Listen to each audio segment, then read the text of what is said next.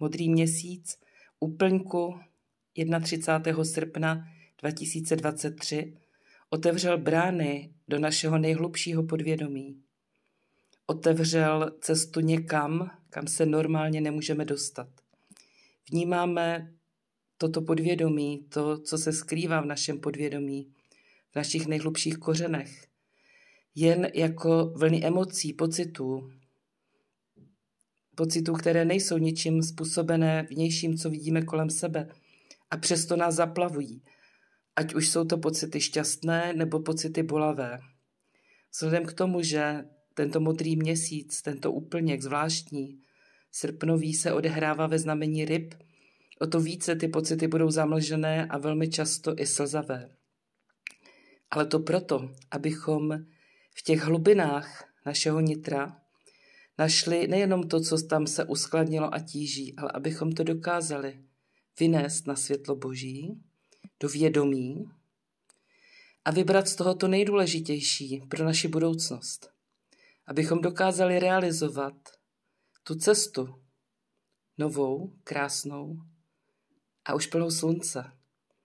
Ne těch zamlžených měsíčních pocitů, ale tu krásnou cestu, která je založena na hluboké zkušenosti vaší duše, všech jejich poznatků, krásných i těch náročných a dobrodružných. A teď je ta příležitost to všechno staré odložit a podívat se na vše úplně novýma očima. Jako kdybyste se podívali vzhůru nohama, jako kdyby vaše nohy byly nad hlavou, když děláte stojku. Podívejte se na věci jinak a uvidíte úplně nové možnosti, nové souvislosti. A z těch zamotaných vln pocitů najednou vyskočí kulička budoucnosti, to světýlko, které vás povede jako pověstné světlo na konci tunelu, tak přijde jiskra něčeho krásného, co zažehne vaše nitro, a ta radost vašeho nitra vás povede dál a dál do krásné budoucnosti.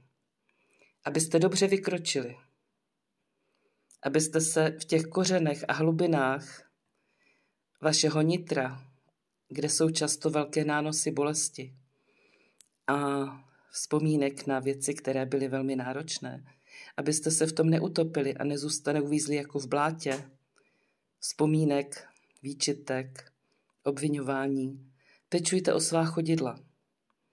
Každý den, po dobu 14 dnů nejméně teď, oplachujte každý večer nebo i každé ráno rituálně svá chodidla. Jako byste smívali všechen prach z předchozí cesty, aby vaše chodidla byla čistá pro novou cestu, budoucí cestu. Tím spíš, že v současné době je většina planet, z kterých sestavujeme horoskopy, je retrográdních a ještě dlouho bude, tak o to víc se budou vytahovat věci velmi dávné, velmi staré, velmi hluboké. Nenechte se tím zmást a nepodlehněte pocitům těžkosti, tíhy nebo snad dokonce beznaděje. Dívejte se stále nahoru, k nebi, a říkejte si, že světlo měsíce je jen odrazem slunce. Hledejte své slunce ve svém životě.